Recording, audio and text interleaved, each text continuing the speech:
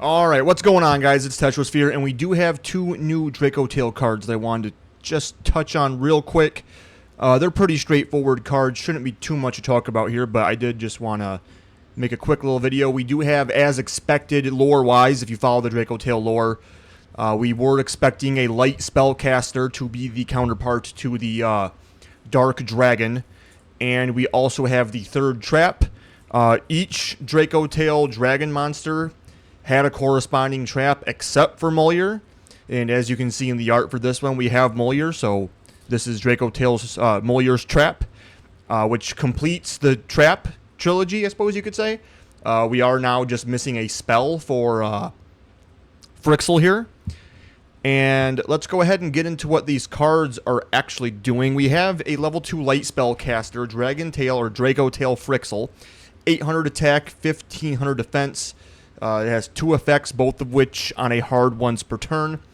If this card is normal or special summoned, you can target a Dracotail monster in your graveyard except itself. Special summon it, then return one monster you control to the hand. Second effect is the same as the rest of the Dracotail monsters. If this card is sent to the graveyard as material for a fusion summon, you can set a Dracotail spell or trap from the deck. And then we have the trap card, Dracotail Sting. Normal trap card, can only activate one per turn. Target a monster and or one spell trap in the opponent's grave. So to be clear, this is saying you can banish two cards. It's just only one of them can be a monster. Banish them. Then you can place one Dracotail card from your grave or banishment on the bottom of the deck except itself, then draw a card. So that's the same as the other traps, that second, or the recursion and the draw one.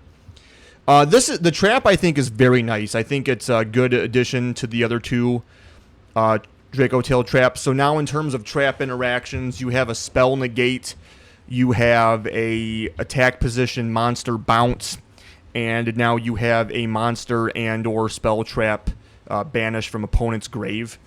So I think that's a nice little triad of interactions in the back row there. I feel like they really fleshed out the trap lineup with this. The monster, I think, is just okay.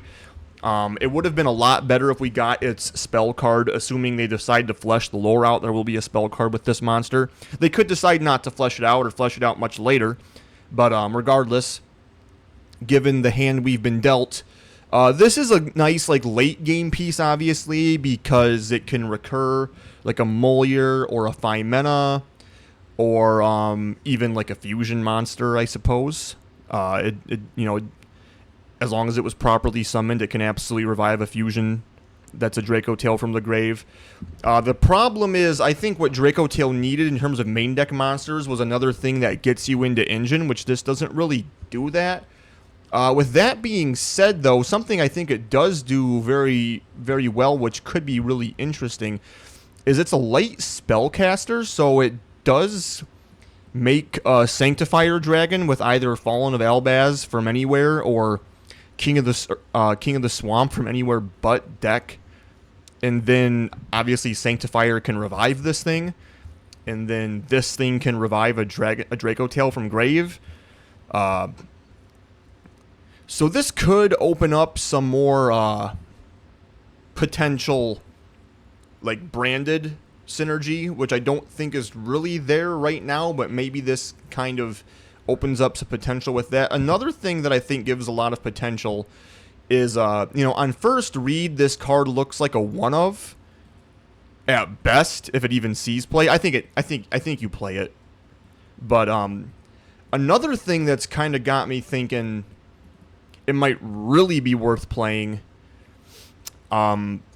because of how much it helps you in the grind game, and B, more so than Pan or Urgula, this might be a brick that's worth playing in multiples, specifically because of its grind game of application. And if you want to play a more pure variant with more cards like King of the Swamp, Polymerization, or just other cards in general that perform a fusion summon, this card plus any way to perform a fusion summon plus any other monster gets you into combo. And that isn't something that wasn't true for all the Dracotail monsters. But the point is, this one is another name, and it's not a board breaker. So like Urgula and Pan were board breakers. So it was a little weird if you wanted to play more of them just to see more engine. But with this one, because it has more of like a grind game application, I think you could justify playing like 2 or 3 of this with like 2 or 3 King of the Swamp and 1 or 2 Polymerization, or another engine that can perform a generic fusion summon like Azamina, grabbing you Sinful Spoils of the White Forest, you know, anything like that. I'm just using King of the Swamp as an example. This will get you there without feeling so weird about putting it in grave like the Pan and Urgula, and without feeling so weird about drawing it necessarily because it can be normal summoned, unlike Pan and Urgula. It is a level 2, so you can just summon it without tributing if there's a situation where you need to. I mean, you know, just to describe a weird situation, maybe you're going second and your opponent did some effect that like mills your deck, like what is it, like Tier Cash I think does that, or any other effect like that.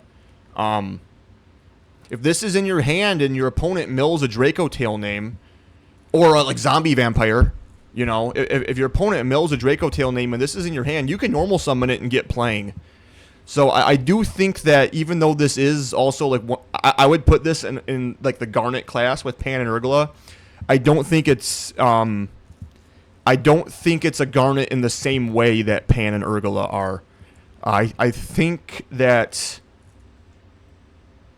in a pure deck, this could be a little more interesting. If you're playing it with another engine, I think you play 1 at most. You play 0 or 1 of Frixel. I think you definitely play Sting. I think you definitely play all 3 traps. So, yeah, I give the monster like a 5 or 6 out of 10.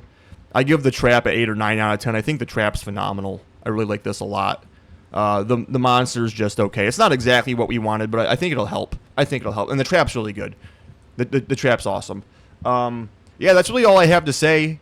So, you know, to summarize, I think the implications are Pure either becomes a bit better or maybe Branded becomes a bit better. Let me know what you guys think down below. Are you looking forward to this? Is there any like hybrid build that this is inspiring for you that I'm not thinking about? Let me know because I want to try it out. Thanks for checking it out. I'll see you guys in the next one. Peace.